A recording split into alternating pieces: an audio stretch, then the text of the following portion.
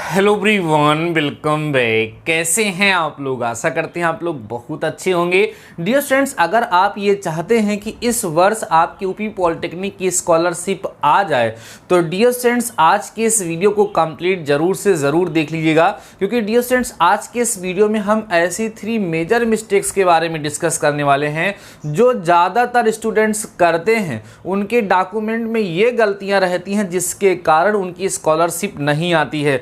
ऐसा मैं previous year में भी देख चुका हूं। जिन स्टूडेंट्स के साथ ये प्रॉब्लम हुई थी उनकी स्कॉलरशिप नहीं आई। डियर स्टूडेंट्स, ये केवल पॉलिटेक्निक स्टूडेंट्स के लिए ही नहीं है।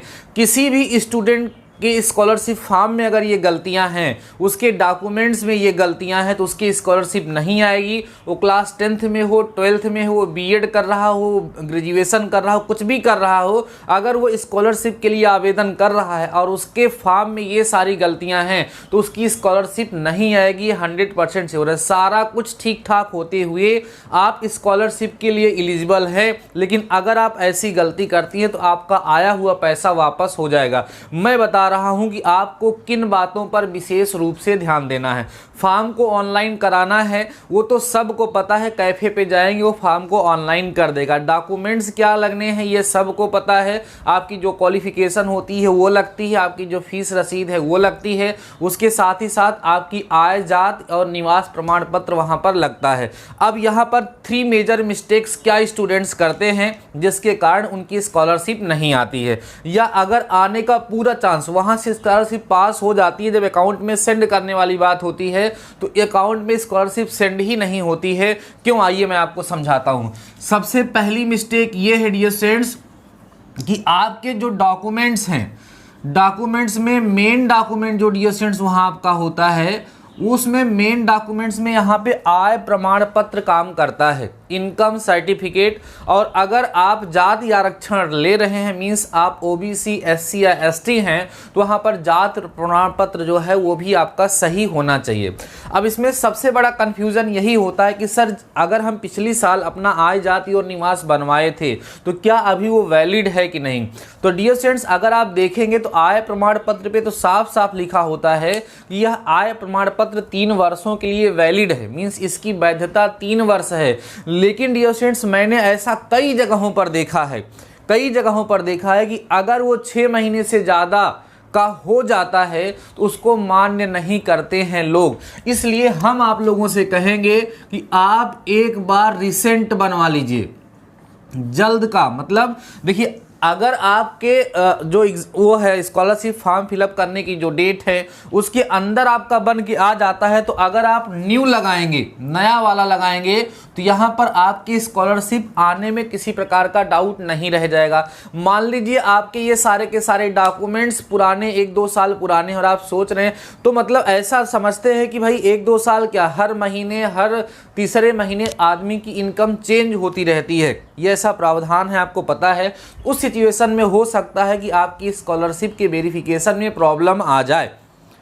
बात समझ, जैसे मान लीजिए कि अगर कुछ ही बच्चों की स्कॉलरशिप आनी हो, जैसे कि आपके पास 100 स्टूडेंट्स हैं, उसमें से आपको केवल 10 स्टूडेंट्स को स्कॉलरशिप देनी है, तो जो 10 स्टूडेंट टॉप में होंगे, मींस जिनके सारे डॉक्यूमेंट्स एकदम अच्छे होंगे, उन्हीं को तो सेंड करेंगे, तो इसमें कुछ कमी मिल जाएगी। तो ये बहुत बड़ा इशू नहीं है, लेकिन ऐसी गलती ना हो, ये स्कॉलरशिप 100% श्योर हो जाए, इसलिए आप रिसेंट आय, जाति और निवास बना करके वही अप्लाई करें तो आपके लिए बेटर होगा। अब इसमें कई सारे लोग राय बहादुर आएंगे, वो बताएंगे कि सर 6 महीने वैलिड होता है। हाँ, मैं जानता हूं कब कितना वैलिड होता है, लेकिन रिसेंटली रहेगा तो वो आपके लिए हेल्पफुल होगा। ठीक है, अगली चीज जो डियर स्टूडेंट्स होता है, वो इस समय मेन जो चल रहा है वो चल रहा है आधार कार्ड। आधार कार्ड, अब गलती क्या होती है डियर स्टूडेंट्स, सबसे पहली चीज तो यह है कि आधार कार्ड में dear students mobile number update होना चाहिए। मोबाइल नंबर अपडेट होना चाहिए। किसका मोबाइल नंबर? किसी का भी आपके घर में अपडेट है, उससे कोई समस्या नहीं है। उस पर OTP आता है, उस पर मैसेज आता है, मतलब मोबाइल नंबर उससे लिंक होना चाहिए। अब कैसे पता चलेगा कि सर हमारा मोबाइल नंबर आधार कार्ड से लिंक है या नहीं है? तो उसके लिए जब आप कोई भी आधार कार्ड से रिलेटेड क्वेरी करते हो या आधार कार्ड की ऑफिशियल वेबसाइट पे जाएंगे तो वहाँ पर आधार कार्ड की एक PDF डाउनलोड करने का अगर आप प्रयास करते हैं तो वो तभी डाउनलोड होगा जब आपके मोबाइल नंबर पे OTP आएगा, और मोबाइल पर OTP तभी आएगा डियर स्टूडेंट जब आपका मोबाइल नंबर उसमें क्या होगा, ऐड होगा। तो ऑनलाइन भी आप चेक कर सकते हैं, लेकिन इससे ज़्यादा बेटर डियर स्टूडेंट्स यही होगा कि आपके नज़दीकी जहां पर आधार कार्ड मिल रहा हो वहां पर, अगर आपको याद नहीं है कि आपने मोबाइल नंबर उसमें ऐड कराया है या नहीं कराया है, तो आप जो है वहां पे चले जाइए।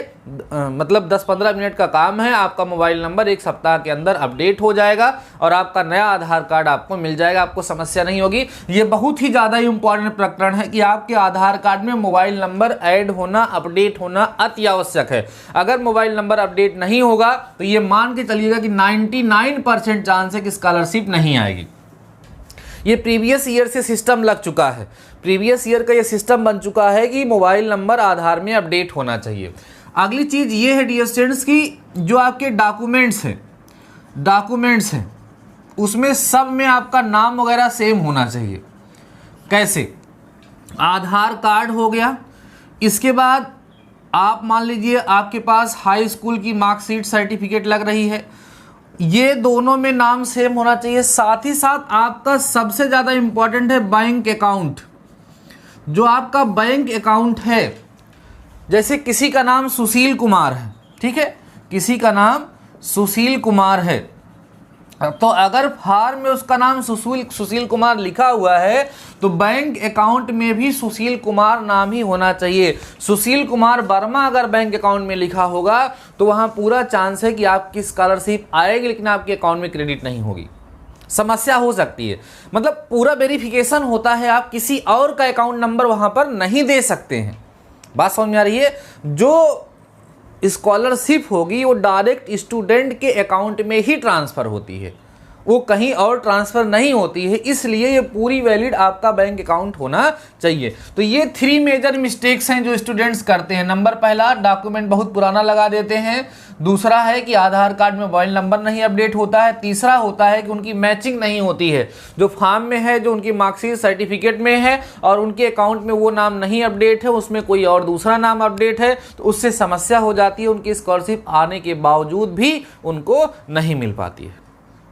बात समझ में आ रही है डियर स्टूडेंट्स? तो आशा करते हैं कि ये 3 मेजर मिस्टेक्स आप लोग नहीं करेंगे और आपकी स्कॉलरशिप आएगी। मैं इसी प्रयास में हूँ, इसी प्रयास में लगातार हूँ डियर स्टूडेंट्स कि आपकी स्कॉलरशिप आ जाए जरूर से जरूर, क्योंकि प्रीवियस ईयर हमने बच्चों को सजेस्ट किया था और जिन सभी के सभी स्टूडेंट्स ने उसको फॉलो किया था उनकी सब की स्कॉलरशिप आई थी। नहीं तो आप कमेंट सेक्शन मुझे बताइए, अगर नहीं आई रही होगी तो नहीं आई होगी तो आपकी गलती रही होगी, नहीं तो स्कॉलरशिप जरूर आई होगी। और डियर स्टूडेंट्स, अगर स्कॉलरशिप आ जाती है तो उससे स्टूडेंट्स को काफ़ी ज़्यादा हेल्प मिलती है, ऐसा मैं जानता हूँ क्योंकि मैं भी स्टूडेंट रह चुका हूँ। तो नेक्स्ट ईयर के लिए आपके लिए अच्छा हो जाता है। अभी आप फर्स्ट ईयर में हो तो सेकंड ईयर की फीस आपको मिल गई, मतलब 1 साल आपने अपने पास से लगाया, फिर वो आपकी वापस होती जाती है। और एक बार अगर स्कॉलरशिप आ गई तो फिर लगातार आती रहती है, उसी को बार बार रिन्यूअल करना रहता है, कोई समस्या नहीं होती है। इसलिए पहली बार फॉर्म भरते समय किसी प्रकार की कोई समस्या आप लोगों से ना हो। अब इसमें कई सारे क्वेश्चन आप लोगों के आएंगे कि सर बैंक अकाउंट कहाँ होना चाहिए। इस समय पूरे यूपी में, पूरे इंडिया में कहीं बैंक अकाउंट होगा, स्कॉलरशिप आपकी ट्रांसफ़र हो जाएगी, कहीं पर भी होगा, कोई दिक्कत नहीं है। अब ऐसी समस्या नहीं है, पहले ऐसी समस्या होती थी। बट मान लीजिए अगर आपके कॉलेज वाले दबाव देते हैं, उसे देंगे नहीं, कॉलेज दबाव देते हैं हाँ इसी बैंक में अकाउंट खुलवाइए तो वहाँ खुलवा लीजिएगा, नहीं तो अभी आपको उस बैंक अकाउंट को खुलवाने की जरूरत नहीं है। आपका ग्रामीण बैंक है, बैंक ऑफ बड़ौदा है, स्टेट बैंक है, कोई भी बैंक है, उसका IFSC कोड वगैरह जब वहाँ पर आप फिल करेंगे, पासबुक की फोटोकॉपी जब उसके साथ लगेगी तो वहाँ पर वो क्रेडिट हो जाएगा, उसके लिए कोई समस्या नहीं होगी। पहले समस्या होती थी मतलब इसी बैंक का अकाउंट होना चाहिए, इसी बैंक अकाउंट होना चाहिए, तो ऐसी अभी कोई समस्या नहीं है। तो इन बातों को आप लोग ध्यान रखेंगे। अगली चीज डियर स्टूडेंट्स, अगर आप फर्स्ट सेमेस्टर के स्टूडेंट था, आपको बता दें अप्लाइड मैथ फर्स्ट की क्लास 6 PM पर रेगुलर चल रही है।